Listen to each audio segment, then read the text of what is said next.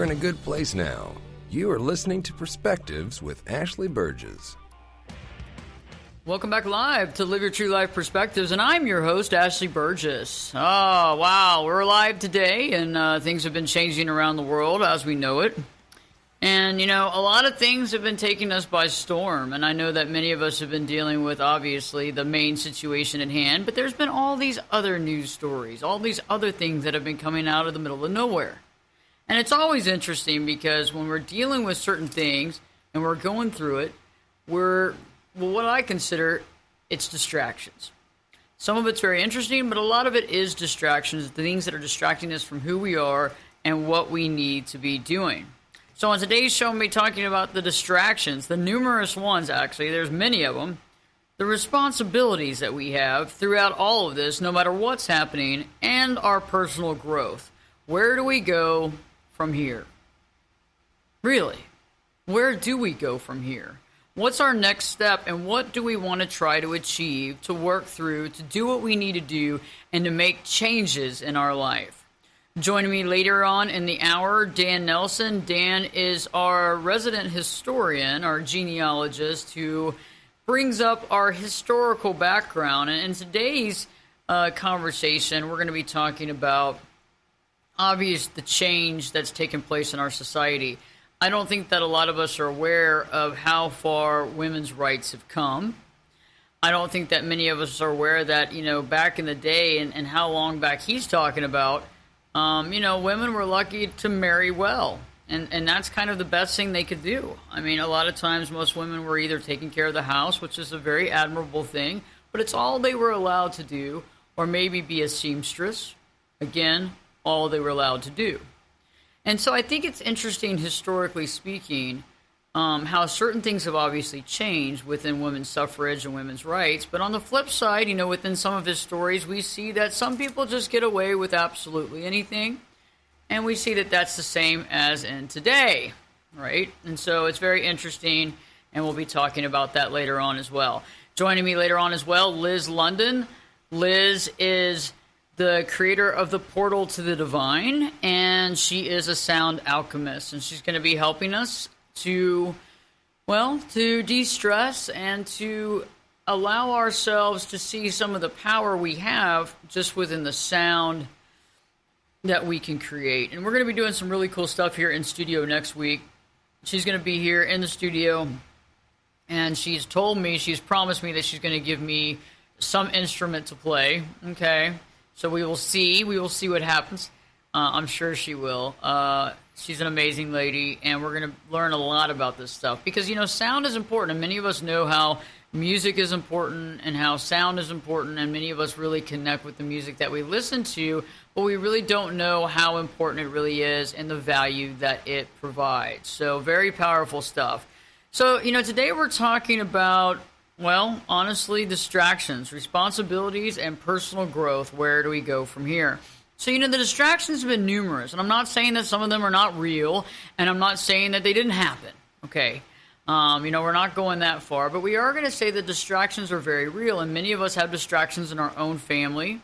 You know, maybe we have one family member who we adoringly love, but who is incredibly dramatic, kind of off the deep end and doing things, and so we're constantly trying to take care of that one person and trying to figure out how to safeguard them or how to make their life better. You know, and some of us might be married to someone who might be dealing with a lot. And so a lot of times we're looking at their problems, their issues, because it seems easier to solve their issues and problems, right? Because that's just the way life is. I mean, other people's issues seem a lot easier to solve than my own. And, you know, it's interesting. We can focus on that and really, really focus on that to the point where we end up losing our focus. So we have to pull focus back to ourselves, right? Maybe we're in toxic relationships. Maybe we have toxic relationships with people we work with. And we're constantly dealing with it for 10 to 12 hours a day. And we come home, and then at that point, we use another distraction like drinking and drinking and TV to try to decompress. And then we go to bed and we do it all the next day. Do you see what I'm saying? And so all of this stuff and all these distractions, even the distractions that we bring on ourselves, that gets in the way of our personal growth, right? And it's interesting, I've been watching the news lately and catching a lot of stuff on Google and what have you. I mean, it doesn't take a rocket scientist to know what's been going on lately. We've been in the middle of what is considered or what has been called a pandemic. Many of you agree, many of you disagree. Many of you think that the protocol was too much. Many of you think it wasn't enough. Okay, so we're not arguing that. But what's been going on right now is the fact that our world has been pulled out from underneath us. The carpet has been pulled out. The carpet in most downtown cities has been rolled up and there's been nobody around.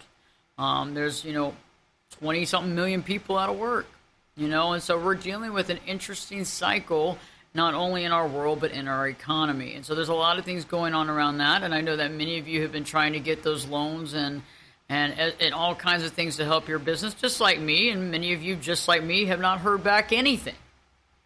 And we see a lot of the fat cats getting it, and we see a lot of the companies getting it. That doesn't seem to be right. We can look at both sides of the coin to that, right?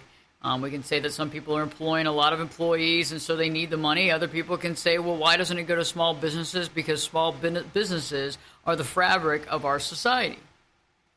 I know that many of us have been on hold for hours and hours. I've been on hold for hours and hours with one company, another big distraction, and they play the same song the entire time.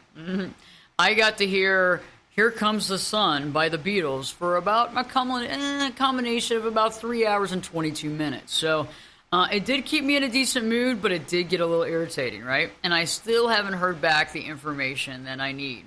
We've also realized that, the Pentagon has let out those videos of the UFOs that many of us have been talking about for a very long time. Okay, interesting stuff to be like in a pandemic, as well as Kim Jong-un's situation with the concubines, and that's the reason why he's really not there. So now we found that he's still alive. All of these things are very interesting because if you start getting engrossed in these distractions, as well as the toxic relationships in your life, as well as the family member that seems to never kind of get it right, as well as maybe the person that seems to always need help but never takes the advice. So we have that whole combination, as well as any of the work stressors or angst that's coming along. And many of us were on furlough, so many folks didn't go to work, and the stress of dealing with that. And how am I going to pay the bills? And how am I going to take care of this? And so right now we need to realize what are real and what are distractions. Maybe something's going to be real, but what are the things that you want to pull focus from and focus more on? I've realized that we can only focus on so many things at one time, and we can only get so many things right. And so that's something that I really want you to begin to think about, because otherwise we are spread extremely thin, right? We're spread thin. We don't have enough bandwidth to focus on the things that actually make our life better, right? So we need to be able to try to figure out how to make our life better, not how to make it harder, not how to make it more frustrating, not how to make it more overwhelming, not to make us want to drink more, whatever that is that you look for to escape. It's about really trying to figure out what can I do to offset some of these distractions. What distractions matter directly in my life, right? What things matter directly into my life? What things actually matter on my progress? And I know that some of us have very altruistic beliefs as well. So if you want to get involved with a charity, or you want to stop things that really, really upset you, that really bug you and hurt you and make you cry at the core, then I am not stepping in the way of that. But you need to figure out how to do that, as well as add that into your life and your responsibilities. And I think many of us have realized that throughout this time, our responsibilities don't change. No matter if every restaurant on the planet is closed, right? No matter if every gym on the planet is closed, our responsibilities do not stop. And I know that some of us have been seeing some of our friends on social media and Facebook seem to be having the time of their life, while we seem to either be trudging through trying to work or doing the best we can to try to keep some sort of normalcy to be able to keep everything afloat. One of the things I realize is that comparison is futile. I mean, to compare yourself to anybody else, well, unfortunately, it's something we easily do. Many of us do it more often than not. I'm also part of that problem as well, and I'm working at it. I'm trying to work to be part of the solution, to stop focusing on what other people are doing, and I'm doing a good job of it, but still it does seem like a lot of people have it a little bit easier and a little better of a life. So we got to refocus that, because that gets in the way of us giving us our all and actually doing what we need to really be purpose-driven in our life to be successful. And I get it. Yes, sometimes it does seem that there is a great divide. And I'm not about to argue that reality, because I believe that is true to some degree. But I do think that we can really focus on our attainment, our goals, and our justifications of what we want to create here on this planet while we're here. And so later on in the hour, I'm going to be talking about this personal growth component. What are the next steps? Because I think many of us have awakened to certain things in our life, right? We've awakened to the fact that, well, we have to do whatever we have to do no matter what. We have to work on ourselves no matter what. We have to be consistent no matter what's going on around us. And I think these last few weeks, these last 6 weeks, these last 8 weeks for some people, these last 9 weeks for some people, have really shown us that no matter what's happening on the outside world, we have to keep focused on what we need to be doing. Otherwise, we get lost or we end up falling on our responsibilities. So what are some things that you want to really create while you're in this dynamic? What are some things that you want to create in this dimension that we call Earth, that we call here in this three-dimensional world? What are some things that you want to do, and how do you plan on doing them? And I think that's some powerful questions to ask yourself. And I don't think we ask ourselves enough what we really want to do. I catch myself kind of getting in and just doing what has to be done, but I don't really focus on, okay, I would really like to be doing this, or how do I take this to the next level, or how do I start to do this, or how do I really focus my energy on that, and how do I better serve myself and other people by focusing on something different.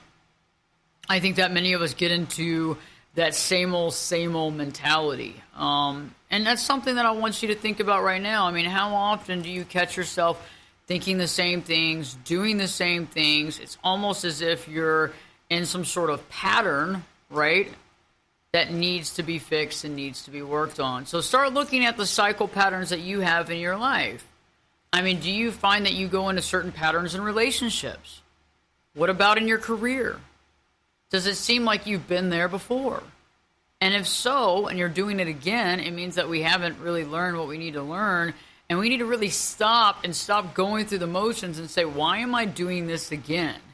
Why am I having this sort of lifetime deja vu? What is it supposed to be showing me, and what am I supposed to be gathering from that information?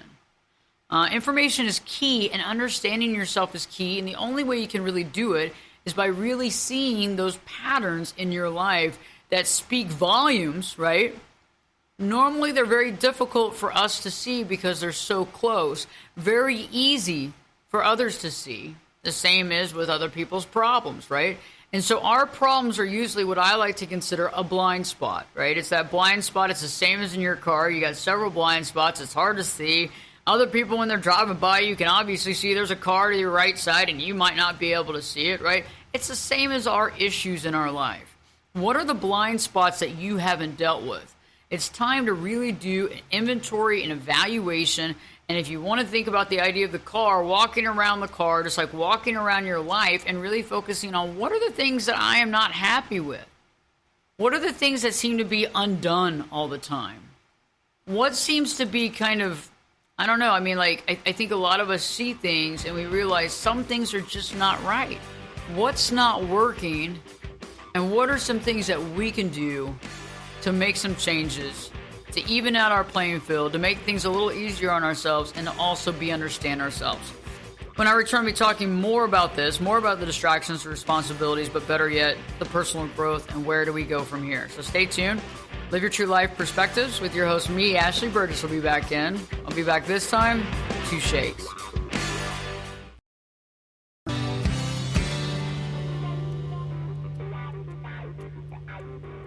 Get in here. You're listening to Perspectives with Ashley Berges. Welcome back live to Live Your True Life Perspectives, and I'm your host, Ashley Berges. Today's show, we're talking about distractions, responsibilities, and personal growth. What do you do next? Where do we go from here? I know that a lot of us have had a lot of responsibilities, and with the distractions combined from the news and this pandemic and everything else that's going on with, the UFO spottings and the new videos coming out of the Pentagon and everything else in between.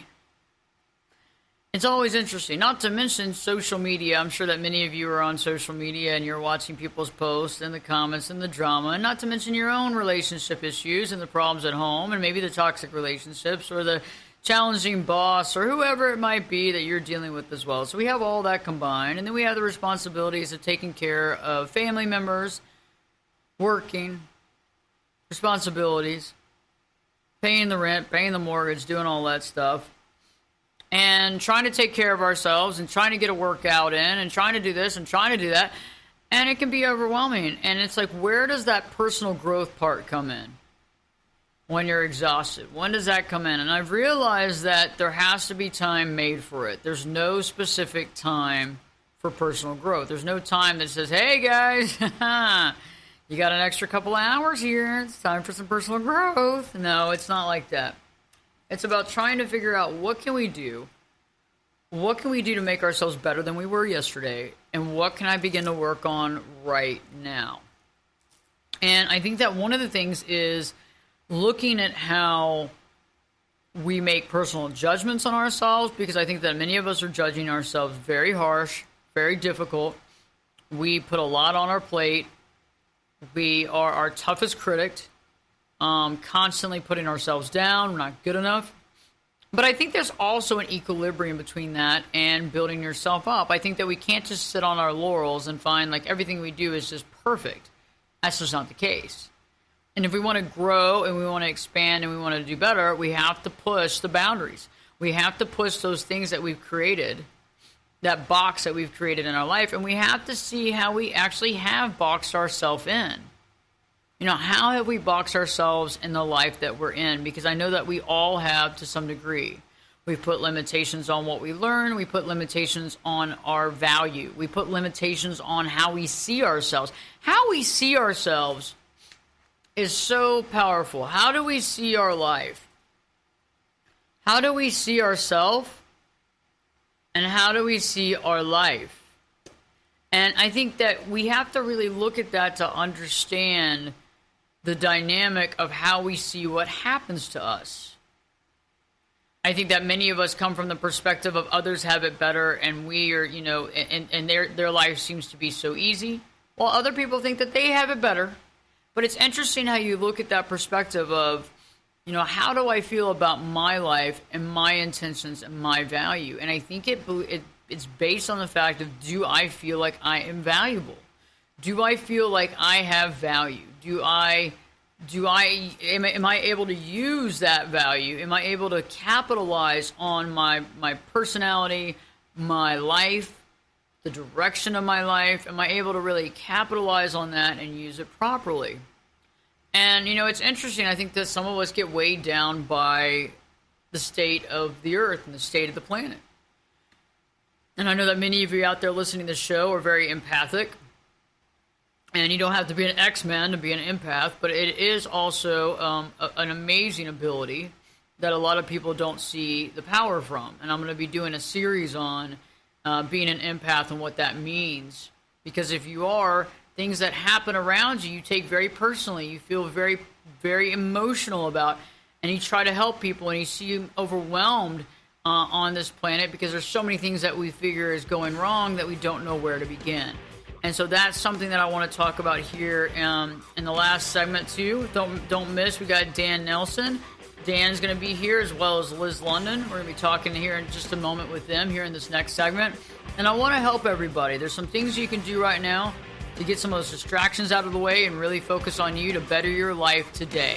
Stay tuned because Live Your True Life Perspectives with your host, me, Ashley Berges, will be back this time, 2 shakes.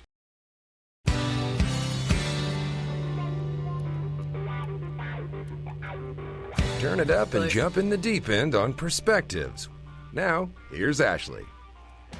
Welcome back live to Live Your True Life Perspectives, and I'm your host, Ashley Berges. On today's show, I've been talking about distractions, responsibilities, and taking that personal growth next step. And what is next? Many of us are questioning our own reality right now. We never dreamed that what happened in our country could have happened in our country, and it did. It really did. I know, let it sink in. It's not going to sink in for a while. It really hasn't sunk in with everybody. I mean, it's kind of been like the sleepover party that didn't end for 6 weeks. And now it's all going to wake up, and many of us are going to come out of this thing. And I've been living my life the same. I've been going to work every day. I've been working Monday through Saturday. It's been a little quiet, but I've been doing the same thing, right? My closet still needs cleaning. Okay, I haven't done any of that. But I will tell you one thing. I've been doing my same thing, my same routine every day, and I know that many people haven't. And I think that it's time for us to awaken to the reality of where we are and how quickly things could change and how something like that can change our life on a dime.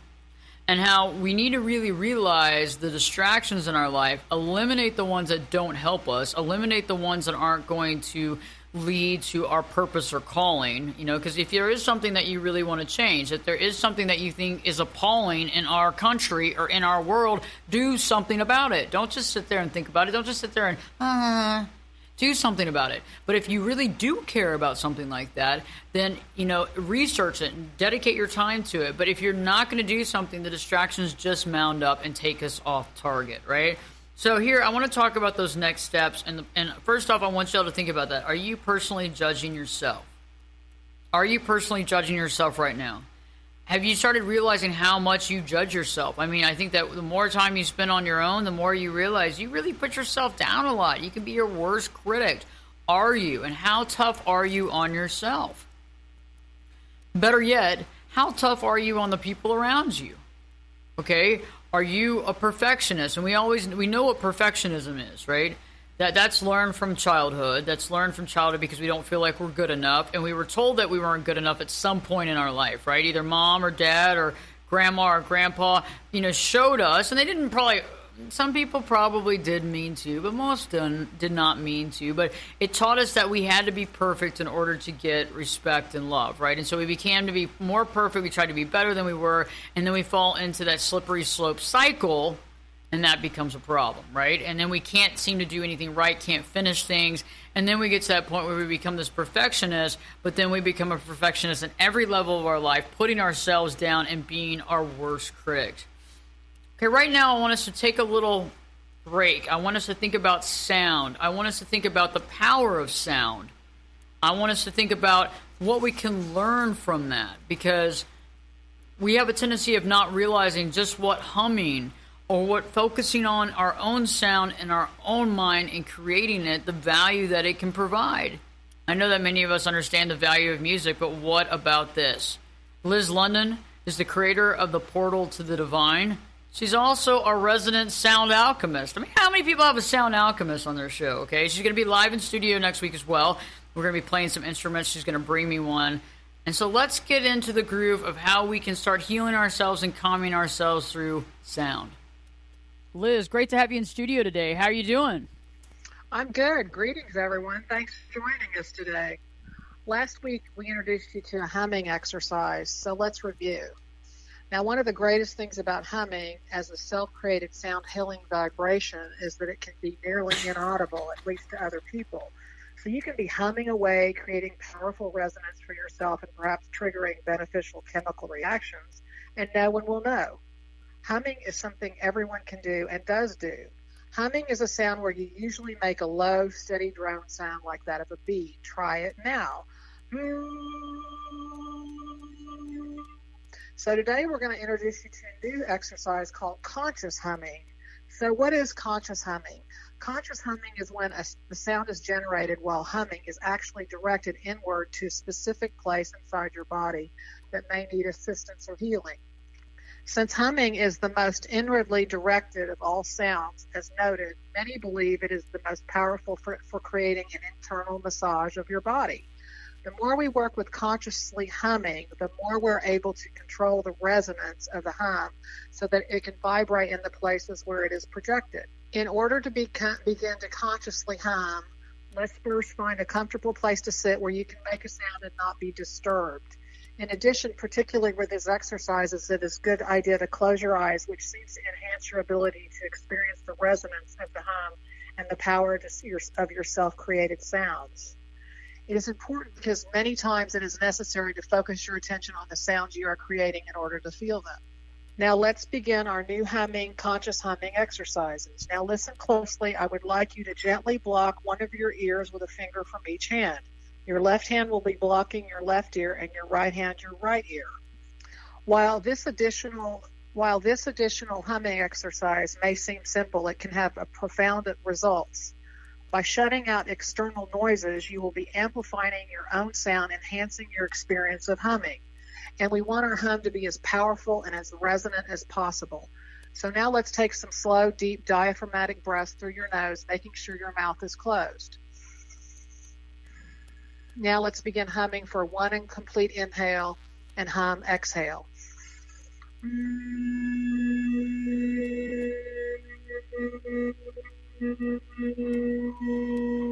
One more time. Inhale, covering your ears.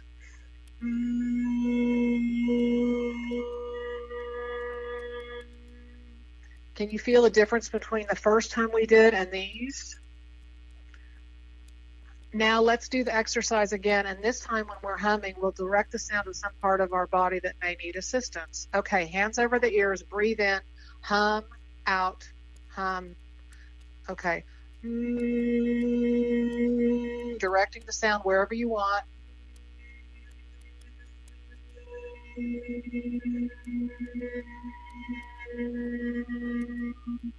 Now, I was rather amazed to find that blocking the ears with a finger is also called Brahmahari Pranayama. It is actually considered an advanced sound yoga technique and said to be good for numerous physical and emotional conditions. We're simply experiencing the power of the hum through consciously directing our humming, also known as yogic humming. Please note that the more you practice, the more proficient you will become at projecting the hum to different parts of your body. This, of course, incorporates the concept of bringing in your intention. So let's think, is there a region of your body where you might like to resonate your hum? Perhaps you're experiencing some discomfort in the particular area of your head. You can learn to project the hum to that area. The odds are you'll begin to experience relief or healing. Through reviewing the list of physiological benefits of humming, you'll realize there are many positive attributes you can receive from this sonic activity. This is important because many times it's necessary to focus your attentions on the sounds you are creating in order to feel them. So thanks for joining us today learning about conscious humming. Next week I'll be live in the studio with Ashley and we'll be playing one of the sound instruments for maximum effect of sound massage. Yay, I can't wait, Liz. That's going to be great. And maybe you can bring me one to play, too. Of course. We got to have fun. We got to have fun in the studio, right? It's going to be fun. That's the name of the game. We got to have fun. Well, I look forward to seeing you next week, Liz. Well, me too. Thanks, everybody. Hum away. Hum. I love that. I'm going to be humming a lot today, so everybody try this out.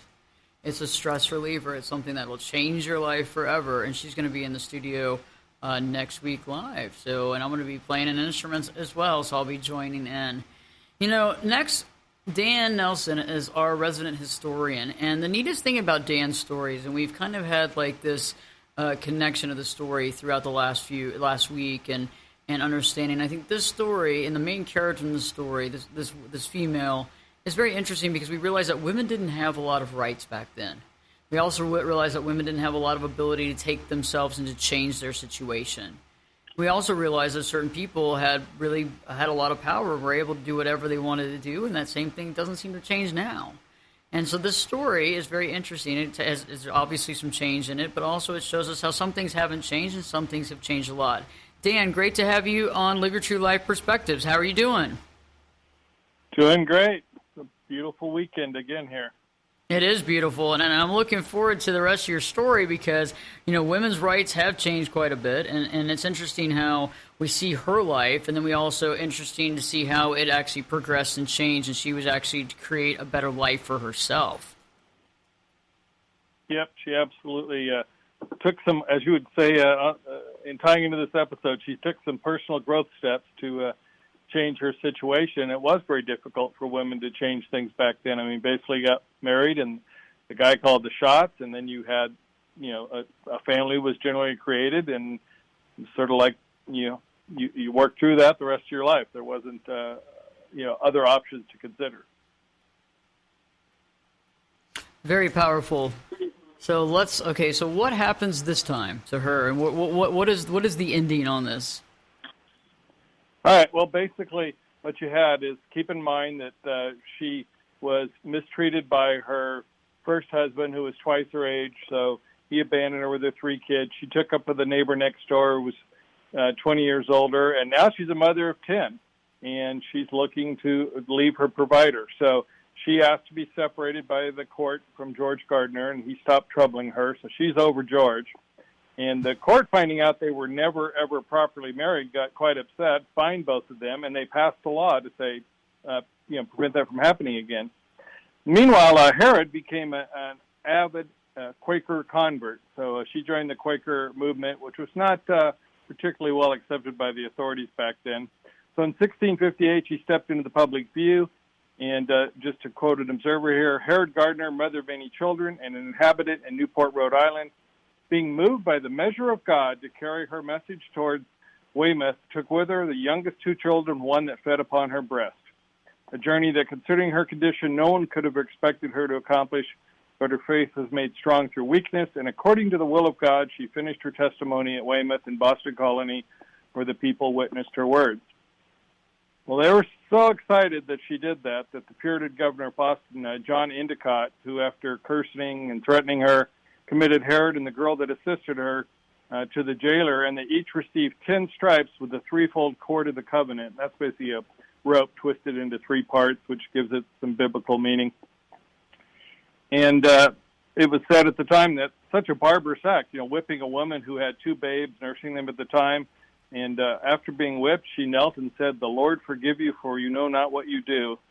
And another observer said that surely if she had not had the Spirit of the Lord, she could not do this thing. They were both then in prison for about 14 days. So not good times for Herod.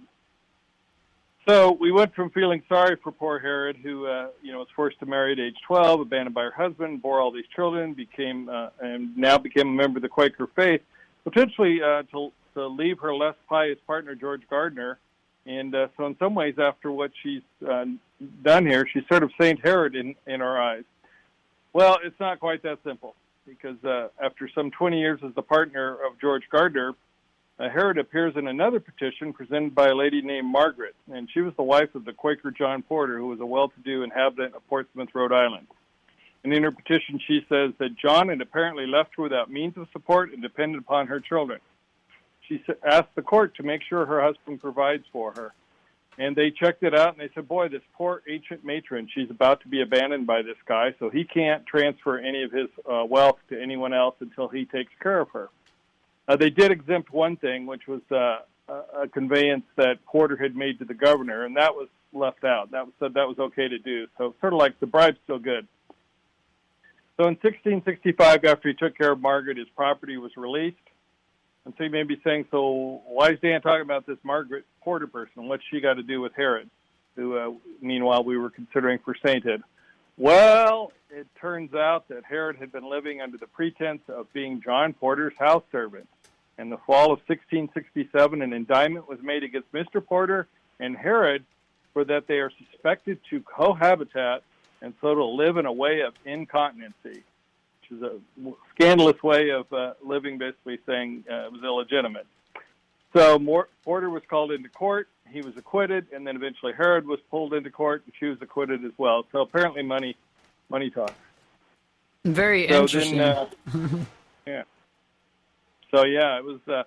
So then John and Herod got married. He was 25 years older than her. He gave a bunch of land to her children. And then when he died, his divorced wife, Margaret, actually executed his will.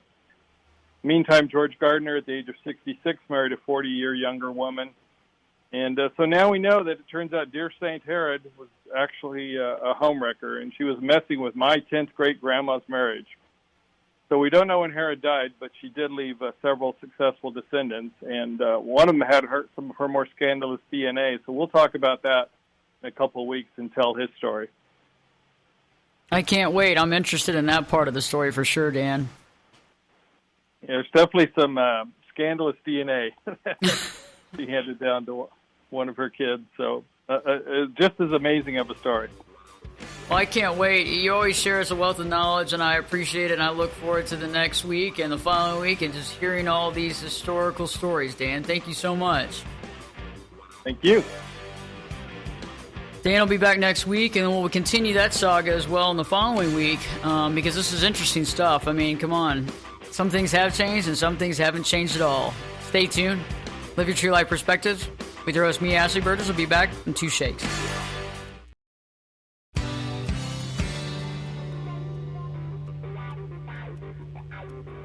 This is Jake Busey, and you're listening to Perspectives with Ashley Berges. Welcome back live to Live Your True Life Perspectives, and I'm your host, Ashley Berges.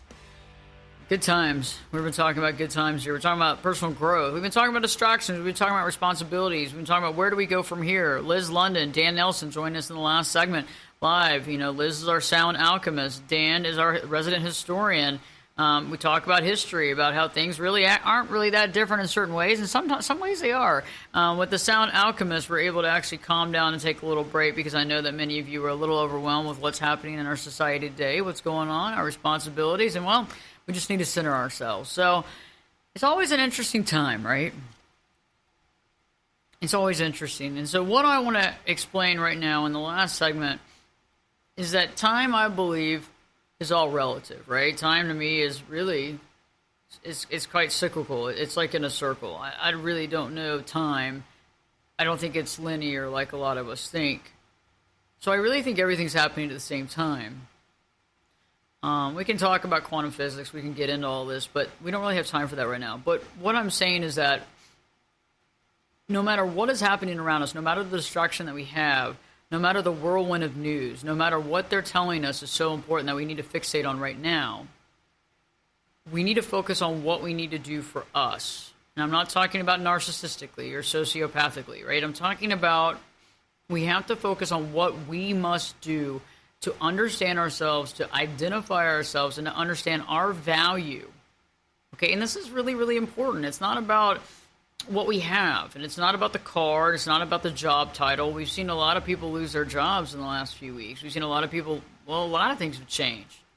So the value that we must find is based on our own life, away from everything. And it's hard because a lot of us, like I was saying earlier, define ourselves within the box. We define ourselves by a title. We define ourselves by what we drive. We define ourselves by where we live, or our address, or whatever. Or the fact that we're a mom or we're not a mom, or the fact that we are married or we're not married. So now I want you to really think about it. Are you really tough on yourself? How tough are you on yourself in defining yourself? How tough are you on other people? If you're a perfectionist, for example, being a perfectionist is directly related to something that happened in your childhood where you didn't think you were good enough.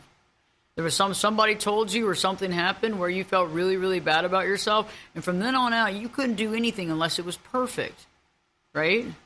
Again, these childhood wounds creep up into our adult life. Have you dealt with your childhood wounds? Honestly, have you dealt with your childhood wounds? Because most people have not.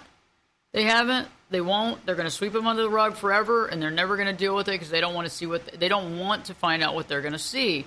But I'm just telling you, the pain and suffering that you're dealing with today is way more than the pain and suffering of actually excavating that information.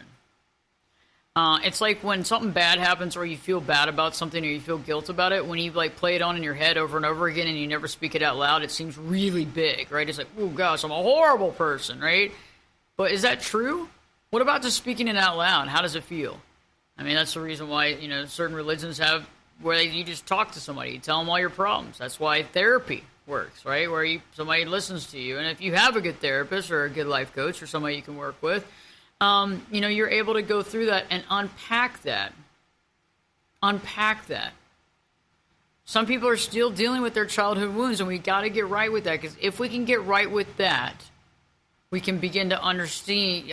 We can begin to see and to get under there and see what's going on and understand our value and let go of those things that get in the way of us seeing our true self.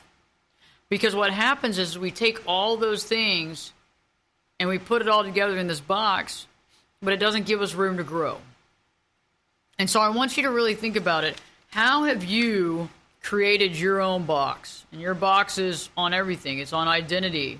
It's on labels, right? It's on the thoughts about yourself. It's about the things that hold you back and the things that you actually hold yourself back with. Think about some of these. Begin to journal. You can't just take all this in at one moment. Okay, I got it. Journal it.